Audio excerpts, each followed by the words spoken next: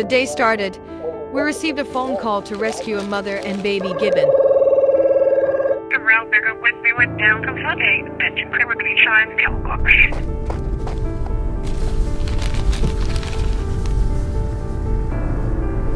With the help of Flycam, we easily approached a mother and baby Gibbons.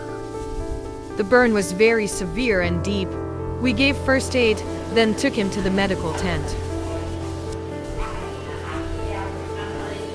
It took us 20 minutes to complete medical care for the mother and baby Gibbon. Everything is getting better. The mother ape is much better.